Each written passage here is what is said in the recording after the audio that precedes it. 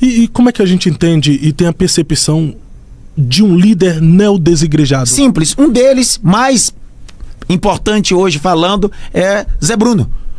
Mas ele não é cantor? Ele é cantor. Lá da banda Resgate? E é uma das melhores bandas que tem. Eu de escuto. rock, né? Eu cresci escutando. Zé Bruno, tocando e cantando é o melhor. Mas falando de teologia é igual Pelé. E ele tá viral nas redes sociais. Tá viral. E tá viral a grau ponto que a mensagem dele é uma mensagem neo-desigrejada, que ele faz parte de uma estrutura eclesiástica, mas ele quer repaginar a igreja. E eu uso a expressão bela de Chris Machen, um dos mais brilhantes teólogos, defensor do século XX. Olha o que ele define que é esse um neo-desigrejado. O que é liberalismo moderno? Chama a reinterpretação do evangelho, na verdade, substituindo o cristianismo por uma religião completamente diferente. É simples. É criticar coisas da igreja local dizendo que isso não deve ser feito. Exemplo disso. Ele passa muito momento dizendo a igreja não precisa disso, não precisa daquilo. Outro dia eu vi um vídeo dele dizendo sobre pastor, você não precisa cobrar dízimo e oferta. Engraçado. Ele faz show gospel com a banda Resgate cobrando bilheteria em igreja. Em igreja. Me explica isso, Zé Bruno. Em igreja pode cobrar bilheteria. Pedir dízimo e oferta não pode. O problema tá aqui. Se você concorda dentro de uma perspectiva que não, a igreja não pode pedir dízimo e oferta, então faz show gospel sem cobrar bilheteria. Porque se você entrar nesse exato momento na página do Resgate, tá lá na página da banda Resgate, Zé Bruno dizendo bem assim: se você não garantiu seu ingresso, garanta, nós estaremos na igreja Betel, ainda tem algumas vagas. Quer dizer que ele critica na igreja dele os pastores que cobram dízimos e ofertas, ou cobra pra isso, pra aquilo, mas ele pode com a banda dele ir numa igreja cobrar bilheteria. Isso é hipocrisia. E se torna meio que antagônico também, porque a partir do momento que ele critica outras denominações, dizendo que as denominações estão fazendo errado, ele está dizendo que a dele é a única certa. E outro detalhe, a gente precisa rever um pouquinho, e eu não falo da pessoa, caráter, porque eu não conheço o cara do Zé Bruno, eu só estou falando da história. A gente precisa entender que a banda Resgate, ele é fruto de uma organização, aonde ele foi o porta-voz por muito tempo. Já que ele acha que isso é errado, desfaz a banda Resgate, porque ela nasce aonde? Na igreja. E ela é fruto do quê? O sucesso dela é onde? Igreja. Quem consome? Quem enche os shows? A igreja. A igreja. Então grava secular. É complicado porque se ele critica o comércio na igreja... E ele vive do quê? Do comércio do quê? Esse é o grande problema. Aí certamente vão entrar aqui os Zé Brunos Gospels. Zé Brunetes. Zé Brunetes. Porque esse é o grande problema. Toda vez que você confronta alguém com a realidade, ao invés desse alguém pensar um pouco, pensa. Pessoal, pensa. E torno a repetir novamente, minha crítica não é a pessoa do Zé Bruno, é a mensagem. A mensagem, eu tenho que discordar da mensagem. Eu tenho o direito de discordar dessa mensagem. Quando o que ele tem é fruto do que ele chama de sistema. Porque antes ele vendia Mesuzá.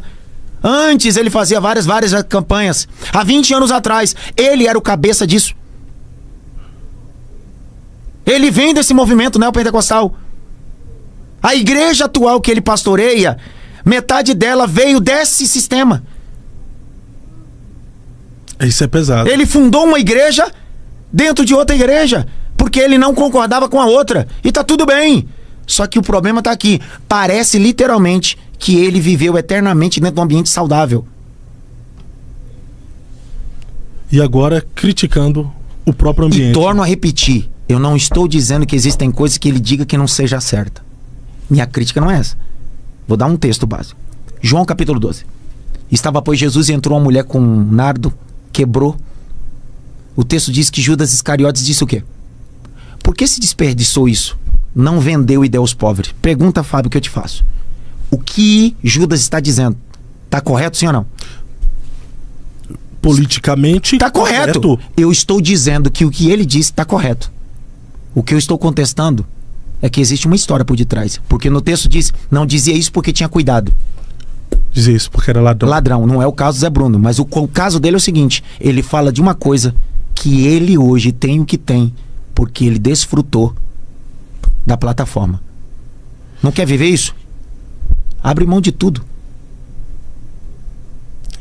E tem gente que entendeu que hoje falar mal de igreja, falar mal de pastor, te eleva nas redes sociais. É engraçado, outro dia eu vi um vídeo dele, ele dizendo sobre pastores que têm lugares, salas, etc.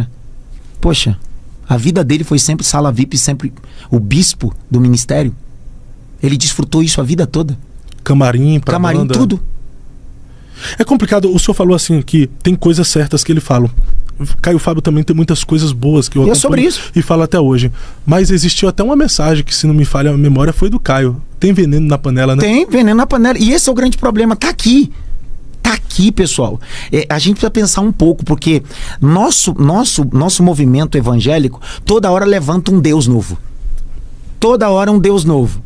Agora é Zé Bruno, Ed René, fulano e Beltrando, porque é igrejas inclusivas. E aí eu trato não do Zé Bruno, agora eu trato a partir da igreja do Ed René Kivitz, e torna a repetir que não é sobre a pessoa, o caráter dele, é sobre o movimento e a teologia. Mas essa igreja está correlacionada também ao neo-desigrejado? Sim, por quê? Porque o liberalismo faz parte de um neo-desigrejado. O compromisso não é com a ortodoxia bíblica, a igreja.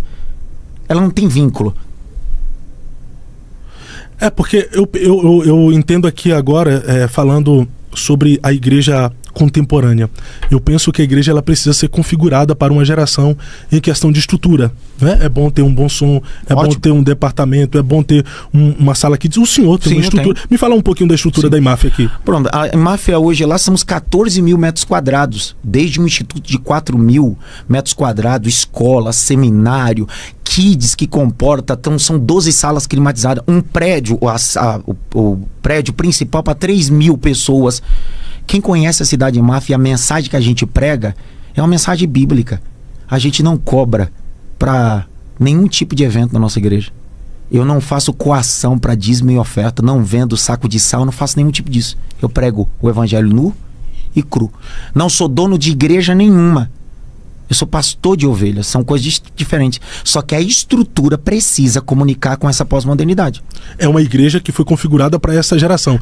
Eu posso chamar aqui, e pegando o gancho? Não, pegando realmente o sentido bom da palavra, eu posso chamar a IMAF de uma igreja inclusiva. Porque a igreja inclui. Abraça todos.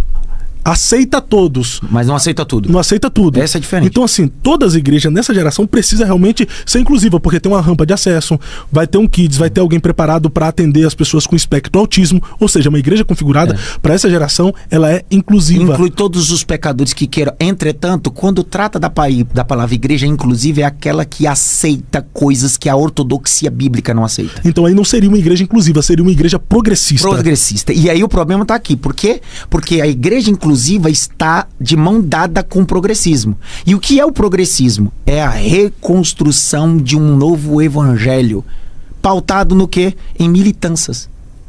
Literalmente, em militâncias. E qual é o problema da militância? Eu me torno literalmente um saduceu. É esse livro que eu escrevi, Eu Creio em Milagres. O que o saduceu era na época de Jesus? Gente que não cria na palavra e nem no poder de Deus. Tá cheio de gente militando. Gente que literalmente é analfabeto da Bíblia, mas bom de argumento e filosofia. Aí o senhor já está citando o Ed René. Ed René. Sabe por quê? Porque o grande medo desse movimento progressista é Paulo. Você pode perceber. Eles odeiam as cartas de Paulo. É por isso que a ideia de reescrever a Bíblia para anular algumas falas de Paulo. Toda vez que você vai impor para ele a ortodoxia, eles vão contra você falando sobre o quê? Jesus falou sobre isso?